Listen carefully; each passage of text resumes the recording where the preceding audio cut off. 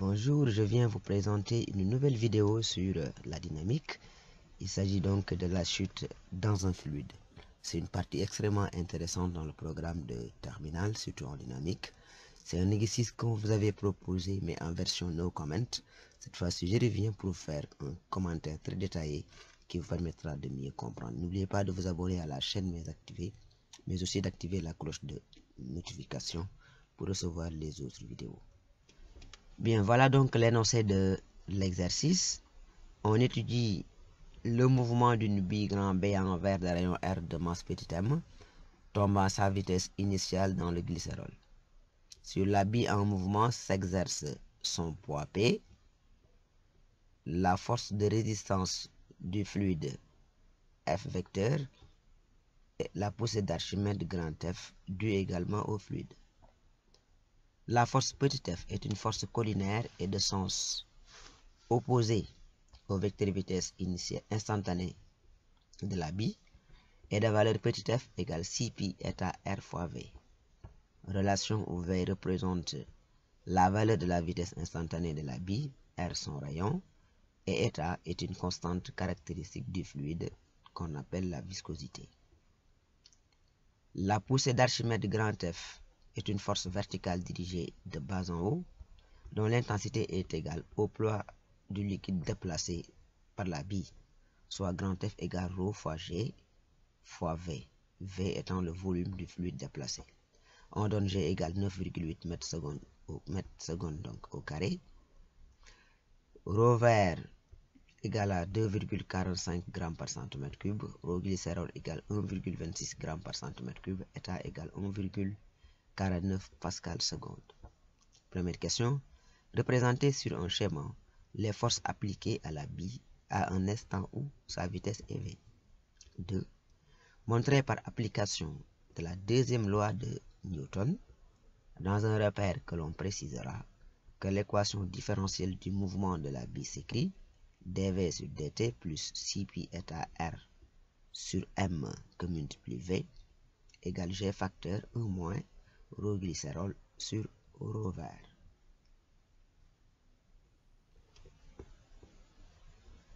Montrer qu'il existe l'existence d'une vitesse limite, préciser son expression en fonction de état R, ρ vert, ρ glycérol, G et M, puis en fonction de état R, ρ vert, ρ glycérol et G.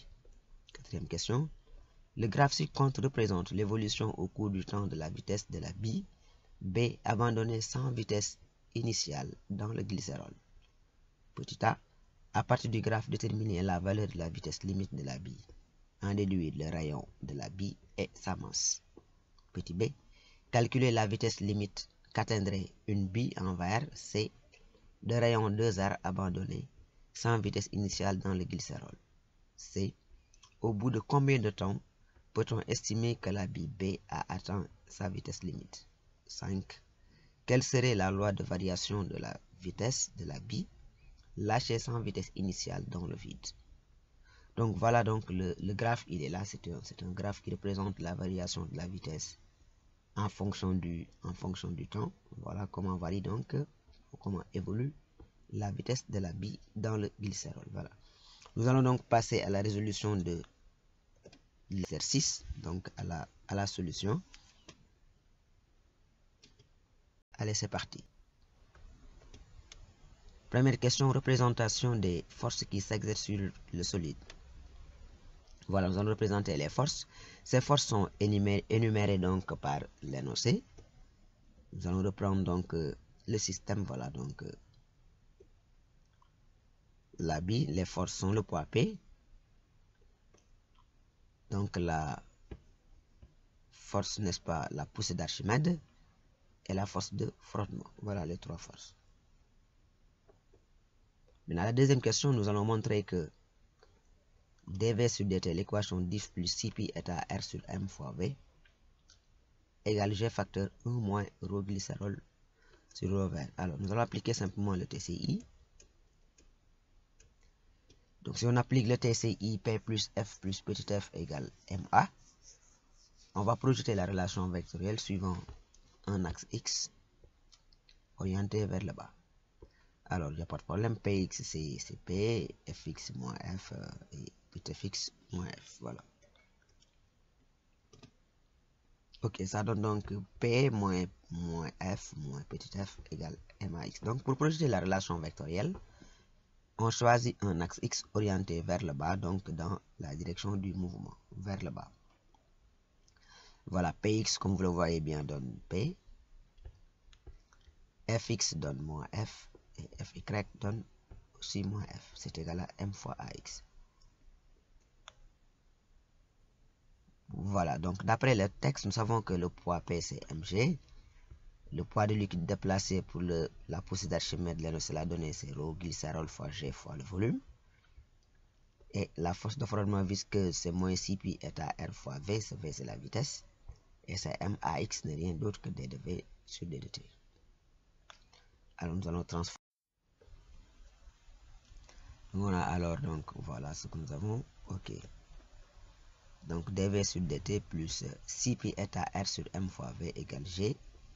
Donc moins ρ, on divise par M ici. Quand on divise partout par M et qu'on fait la transposition, voilà, on aura donc, quand on divise G par M, mg par M, il va rester ici G simplement, moins simplement ρ glycérol fois G sur la masse. Voilà. Et rappelez-vous, le volume sur la masse, c'est l'inverse de la masse volume, tout simplement. Voilà. On peut le trouver de façon très simple en écrivant que la masse, c'est ρ vert fois le volume. Voilà, donc dv sur dt plus Cpi eta R sur M fois V égale G facteur 1 moins ρ glycérol sur ρ glycérol sur ρ vert. Les volumes, on les simplifie. Voilà, et on obtient des résultats. Voilà.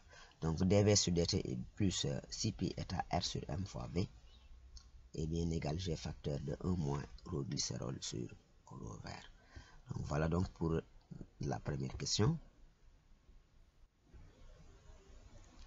Mais la deuxième question, donc nous allons montrer qu'il existe une vitesse limite et nous allons donner donc son expression en fonction de eta R ρ vert ρ glycérol Gm. Rappelez-vous, on avait établi tout à l'heure que la relation dv sur dt plus Cpi eta R sur M fois V égale G facteur 1 moins ρ glycérol sur ρ vert. Alors, la vitesse limite, elle est atteinte quand le mouvement devient rectiligne uniforme. Voilà, autrement dit, quand la vitesse est constante. Alors, cette vitesse limite, donc, quand elle est atteinte, ça veut dire que elle devient constante. Voilà.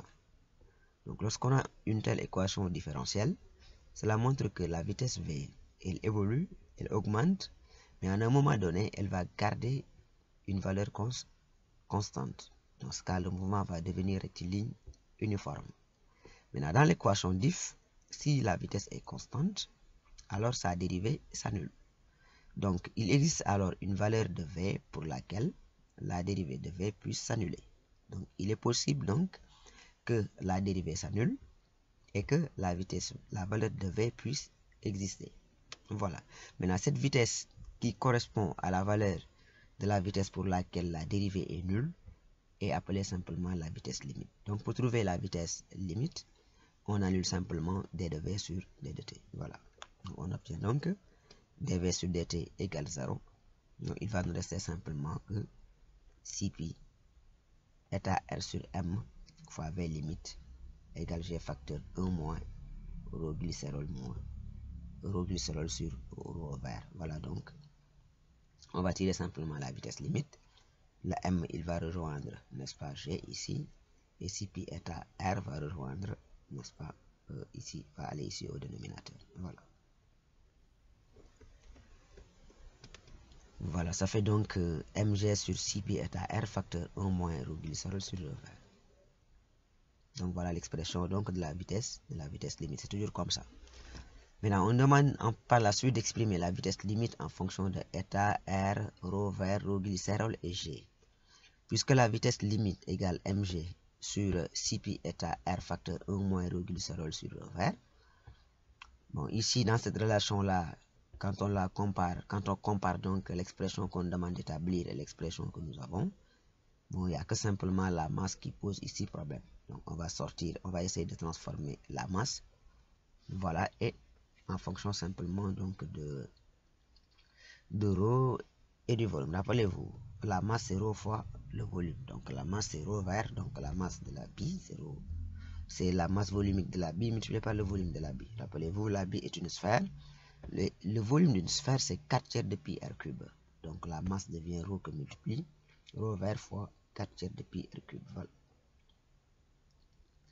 Bien, donc pour trouver donc cette vitesse limite en fonction de état R, rho vert, rho glycérol et G, on va remplacer simplement la masse par rho vert que multiplie 4/3 pi r cube. Donc c'est cette masse là qu'on va remplacer par rho vert que multiplie 4/3 de pi r cube. Voilà.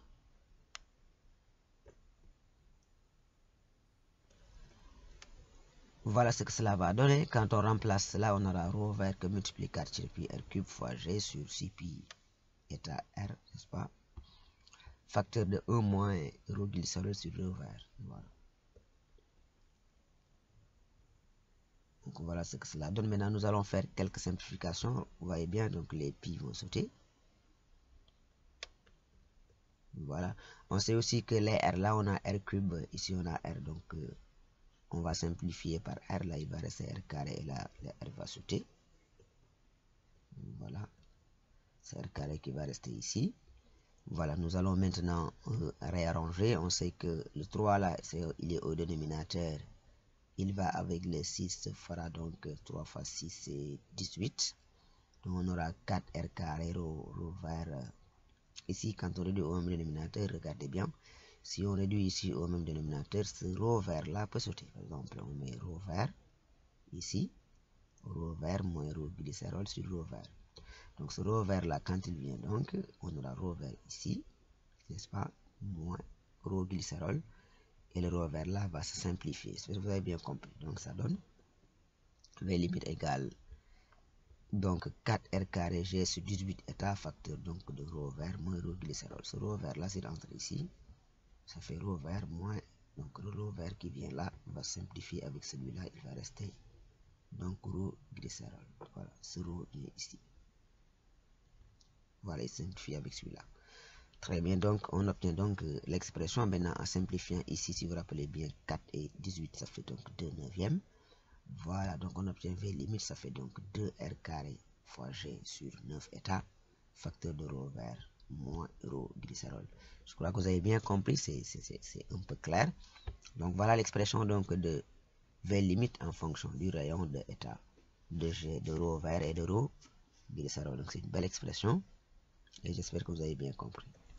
Maintenant, à la quatrième question, nous allons déterminer graphiquement la vitesse limite et nous allons déduire les valeurs, n'est-ce pas, des caractéristiques de la bille, autrement dit le rayon et la masse. Alors, on revient à la courbe. Nous avons une courbe donc qui commence ici, qui quitte 0 et qui évolue jusqu'à une constante. Alors, cette constante, elle est environ égale à 7,5. Voilà, simplement. Donc voilà, cette valeur 7,5 est environ égale à la vitesse limite, mais il y a un 10 puissance moins 3 ici, mètres par seconde. D'où la vitesse limite c'est 7,5, donc 10 puissance moins 3 mètres par seconde. Voilà. Donc cette vitesse limite étant connue, on va l'utiliser pour trouver, n'est-ce pas, le rayon et la masse. D'abord, on va commencer par le rayon. La dernière expression de la vitesse limite que nous venons d'établir tout à l'heure, voilà, elle est fonction simplement du rayon. Donc le R, pour l'avoir, on prend la racine carrée. Le 9 état va avec la vitesse limite, n'est-ce pas, le 2G, rho facteur de rho vert moins rho glycérol va au dénominateur. Donc voilà, donc regardez. Donc R, c'est simplement la racine carrée de 9 état fois V limite sur 2G facteur de rho vert moins rho glycérol. Voilà, ça donne ceci. Donc R égale 9 état V limite sur 2G facteur rho vert moins rho glycérol. Voilà. Donc voilà l'expression donc du rayon donc de la bille. Et on va faire l'application numérique. Donc R est donc égal à, voilà, donc 9 que multiplie, voilà, 1,49 fois, etc. Voilà. Et on trouve 2,1 10 puissance moins 3 mètres. Donc voilà le rayon. Maintenant, il nous reste de calculer la masse. Rappelez-vous, tout à l'heure, on avait dit que la masse c'est ρ fois le volume et que le volume c'est 4 tiers de pi r cube. Donc la masse n'est rien d'autre que ρ vers que multiplie 4 tiers de pi r cube. On fait une simple application numérique. J'espère que vous avez bien saisi comment à partir de la vitesse limite on peut calculer le rayon mais aussi la masse de la bille. Voilà. On fait une simple application numérique. Voilà. Et ça donne la masse est égale à 9,5 10 puissance moins 5 kg. Donc voilà la masse donc de la bille. Et voilà son rayon. J'espère que vous avez bien compris. Voilà, c'est assez bien détaillé. La masse, rappelez-vous, pour calculer la masse, une fois que le rayon est connu, on utilise le fait que la masse égale à ρ fois le volume. Et le volume, c'est 4 tiers de pi r cube. On ne fait que plier. Voilà. Maintenant, on demande la vitesse limite d'une bille maintenant de rayon R' égale 2R. Voilà. Donc, puisqu'on a établi la relation donc, de la vitesse limite en fonction de R, rappelez-vous, on avait trouvé que la vitesse limite c'est 2R carré G sur 9 état facteur de ρ vers moins ρ glycérol. Ça, c'est donc l'expression de la vitesse limite d'une bille de rayon R. Voilà. Maintenant, il faut comprendre qu'ici, on a simplement une bille dont le rayon est 2R. Ce qu'on va faire, c'est comme si on va poser ici à la place de R, on va remplacer le R là par R'. Alors, si on le fait, on a donc... pour R' égale 2R, on aura une vitesse limite que nous allons appeler V' limite pour différencier. Tout simplement, le R, on va le remplacer par R' au carré. Voilà, G sur 9 état, facteur ρ vers moins ρ glycérol. Voilà, maintenant on va remplacer le R' par 2R. Alors, si on remplace R' par 2R, rappelez-vous, ça fait donc 2R au carré. Donc, ça fait, on va le voir. Voilà, ça fait 2 que multiplie 2R au carré sur 9 état G, facteur de ρ vers moins ρ glycérol. Voilà. Et 2R au carré, ça fait 4 que multiplie R au carré. Voilà. Donc la vitesse limite donne 4 que multiplie donc 2R carré G sur état ρ vers moins ρ glycérol. On a arrangé donc l'écriture. Voilà. Le 4, on va le sortir. Voilà. Si on sort le 4, on va voir que c'est 2R carré G sur 9 état facteur de ρ vers moins ρ glycérol. Maintenant, si vous observez bien donc cette partie-là, cette relation de R carré G sur 9 état, facteur de ρ vers moins glycérol, moins donc ρ glycérol, ça c'est la vitesse limite qu'on a établie tout à l'heure pour R. Voilà. Ceci implique donc que la nouvelle vitesse limite V'. Voilà. Pour la bille donc de rayon 2R, alors la vitesse limite, ça fait 4 fois la vitesse limite de la bille de rayon R. Voilà. Donc la vitesse limite de 2R, c'est 4 fois la vitesse limite de R. Voilà. On fait une simple application numérique. Donc 3 10 puissance moins 2 mètres par seconde. Éventuellement, vous pouvez aussi vérifier les résultats. Il peut bien y avoir des erreurs de calcul. Voilà. Maintenant, on demande donc le temps où la vitesse limite est atteinte. Pour cela, on reprend la courbe. Voilà, la vitesse limite, on l'a établie tout à l'heure graphiquement 7,5. Donc, le temps à laquelle cette vitesse limite est atteinte, donc c'est une limite. Ce temps est environ égal à 35 donc, millisecondes. N'oubliez pas l'unité ici. Voilà. Donc, c'est 35 millisecondes. Voilà. Donc, le temps où la vitesse limite est atteinte, ce temps t, c'est 35 millisecondes. Voilà. Bien, maintenant, à la 5e question, nous allons établir la loi de variation de la vitesse lorsque la bille est lâchée sans vitesse initiale dans le vide. Voilà. Maintenant, quand la bille est lâchée sans vitesse initiale dans le vide, rappelez-vous, nous sommes toujours au voisinage de la Terre. Donc, il y a toujours l'action du champ de pesanteur. Par conséquent, la bille qui est lâchée dans le vide est toujours soumise à son poids P. Voilà, donc le TCI nous permet donc d'écrire que P est égal à MA. Donc, la seule force qui s'exerce, c'est le poids P, puisqu'on est dans le vide. Il n'y a plus de force de frottement visqueuse, il n'y a plus de, n'est-ce pas, de poussée d'Archimède. Ces deux forces vont s'annuler. Ce qui fait que donc c'est simplement le bilan qui va changer. Et ça, c'est important en dynamique. Quelquefois, il y a certaines situations, certaines questions qui nous n'est-ce pas, font changer simplement le bilan des forces. Voilà. Ici, il est réduit au poids P. P égale MA. Il n'y a pas de problème. Donc, mg égale ma. On simplifie les masses. Donc, A égale G. Voilà. Si A égale G, on a donc une chute libre de direction verticale, car la vitesse initiale est nulle. Attention, A égale G seulement ne suffit pas. Mais rappelez-vous, La bille, elle est lâchée sans vitesse initiale. Si elle est lâchée sans vitesse initiale, donc V est tout simplement réduite à G fois T. Voilà donc, c'est la fin donc de cette belle vidéo. J'espère que vous avez bien compris et que la vidéo vous a véritablement bien plu et ça vous rendra service. N'oubliez pas de vous abonner à la chaîne mais aussi d'activer la cloche de notification pour recevoir les autres vidéos.